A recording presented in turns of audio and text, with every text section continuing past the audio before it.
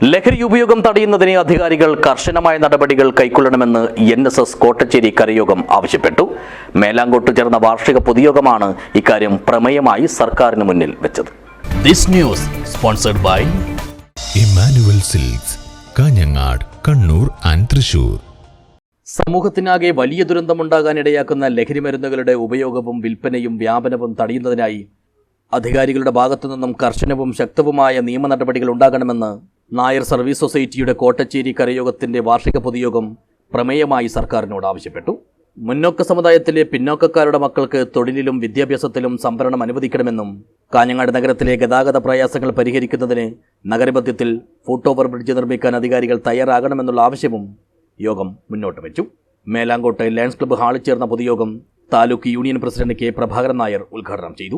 1947 നമുക്ക് സ്വാതന്ത്ര്യം കിട്ടി. അതിനുശേഷം 1950 നമ്മൾ റിപ്പബ്ലിക്കായി. അതിനുശേഷം 1952 ആദ്യത്തെ തെരഞ്ഞെടുപ്പ് നടന്നു. അതിനുശേഷം ഇന്നേ വരെ നമ്മുടെ രാജ്യം ഭരിക്കുന്നത് ജനാധിപത്യ ഗവൺമെന്റാണ്. നമ്മുടെ സംസ്ഥാനമാണെങ്കിൽ 1957 ജനാധിപത്യത്തിലൂടെയുള്ള ഗവൺമെന്റുകൾ അധികാരത്തിൽ വന്ന് കേരളം ഭരിച്ചുകൊണ്ടിരിക്കുന്നത് ജനാധിപത്യ ഗവൺമെന്റുകളാണ്.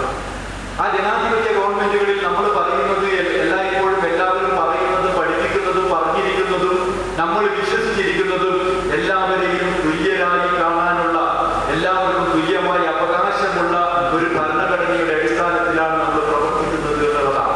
ചടങ്ങിൽ കോട്ടച്ചേരി കരയോഗം പ്രസിഡന്റ് ഇടയില്ലം ചെറിയോൻ നായർ അധ്യക്ഷനായി. ജനോപകാര പ്രവർത്തനങ്ങൾക്ക് നേതൃത്വം നൽകിയ കാഞ്ഞങ്ങാട് നഗരസഭാ കൗൺസിലർ കുസുമ ഹെഗ്ഡെ, 80 വയസ്സ് കഴിഞ്ഞ കരയോഗം അംഗങ്ങളായ doctor AC Padmanabhan, M. Sreekantan Nair, CM. Kunhambu Nair എന്നിവരെ യോഗത്തിൽ ആദരിച്ചു.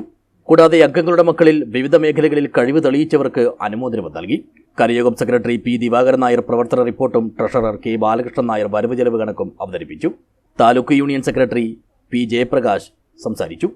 K. വിജയകൃഷ്ണൻ നമ്പ്യാർ സ്വാഗതം പറഞ്ഞു. News bureau, Kanhangad.